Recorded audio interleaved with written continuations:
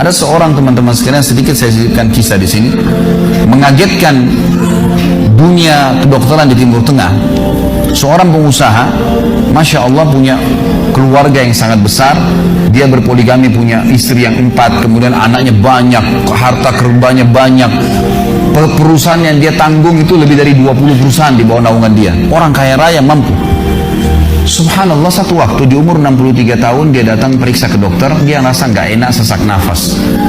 Waktu difoto di ronsen, tiba-tiba dokter yang foto itu kaget. Waktu selesai di ronsen, dia katakan, mana tadi pasien yang di ronsen? Mana pasien tadi? Pasien masih duduk di depan. Pastikan pasien ini cari di ruang kematian. Gak mungkin, secara ronsen sudah tidak bisa. Jantungnya tidak berdetak. Orang ini tidak berdetak jantungnya. Subhanallah, pada saat dicek ternyata tidak berdetak betul. Ditanya mana, dokter ini tidak percaya. Dia teriak, dia mengatakan ada orang mati baru di ronsen tapi bernafas, gitu kan. Dia panggil telepon teman-teman spesialisnya, kemudian ditelepon datang. Kemudian dikasihlah gambar tersebut kepada temannya mengatakan, mana jenazah ini? Kata temannya, dokter yang foto pertama, ini bukan jenazah, ini orang yang lagi duduk.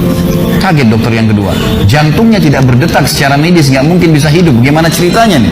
Dipanggil, apakah ini punya Anda? Dia bilang, ya ini punya saya. Dicek lagi kedua kali, benar. Dua-dua dokter ini tahu secara teoritis, shock. Ini nggak mungkin orang mati nih. Nggak ada ceritanya nih. Dipakai alat USG pun jantungnya tidak berdetak. Kok bisa hidup nih? Bisa ngobrol. Telepon teman-temannya, sampai dokter-dokter yang asli dari Jazirah Arab pun yang ada di Eropa, dokter spesialis pada datang keesokan harinya, cek, nggak percaya kejadian ini.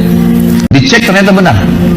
Kemudian ditelusurin lah, kira-kira bagaimana bisa orang ini masih bernafas, masih ngomong.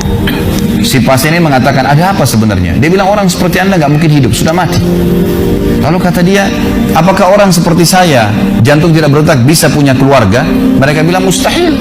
Dia bilang, saya punya istri dan saya melayani mereka. Apakah orang seperti saya bisa bekerja? Dia bilang mustahil, saya menaungi 20 perusahaan saya.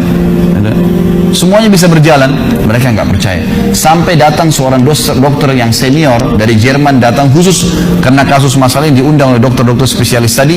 Dicek, ditemukan ternyata teman-teman sekalian, di bagian bawah jantungnya ada urat-urat saraf seperti terbuat, ya, seperti dibuat secara alami yang mengalirkan darah-darah tertentu sehingga ada pompa nafas di situ. Tidak ada di manusia lain, cuma di orang ini saja. Semua dokter mengatakan ini nggak masuk di akal, nggak ada manusia seperti ini di dunia. Jantungnya sudah tidak bergerak tapi masih bisa hidup karena dari rongga-rongga urat saraf yang keluar itu bisa masuk udara, oksigen dan terpompa hingga hidup dan hidupnya normal, gitu kan. Subhanallah, ini sesuatu keajaiban. Lalu kemudian ditanggapi oleh seorang syekh yang memang teman dekatnya orang ini, mengatakan, yang saya tahu, ini semuanya disampaikan dalam khutbah Jumat.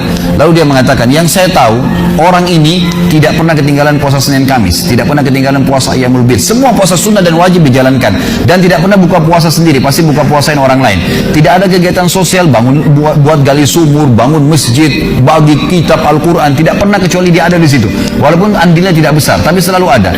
Orang tuanya selalu dibaktiin, selalu bersedekah, selalu kalau datang kepada saya diskusi tentang masalahnya orang. Ini ada tetangga saya punya masalah begini, bagaimana jalan keluarnya secara syariat dan seterusnya. Hidupnya sibuk dengan ibadah kepada Allah Subhanahu wa taala. Allah ciptakan urat saraf khusus sehingga bisa terpompa, ya, udara masuk ke jantungnya. Tidak ada operasi. Ini yang dikatakan yaj'al min amri yusra. Mudah, aneh, dokter nggak masuk di akalnya. Dan ini banyak orang, subhanallah, lupa dengan Allah Azza wa Jalla. Subuh besok insya Allah kita akan bahas lebih jauh masalah itu. Mereka tidak tahu kalau kekuatan Allah SWT. Sakit, dokter, dok, bagaimana saya bisa sembuh? Subhanallah. Sebelum pergi, akhi, ukhti, bilang, ya Allah, jadikan dokter ini penyebab saya sembuh. Sembuh insya Allah. Tapi kita tidak bergantung pada manusia. Kata Nabi SAW dalam hadis qudsi riwayat Bukhari, kata Allah Azza wa Jalla, hai anak Adam, kalau kau menggantungkan nasibmu padaku, aku akan memenuhi semua kebutuhanmu. Tapi kalau kau menggantungkan nasibmu pada selain aku, maka aku akan biarkan kau dengan ketergantunganmu. Ya udah, terserah kamu, tidak akan bisa ditolong, gitu kan.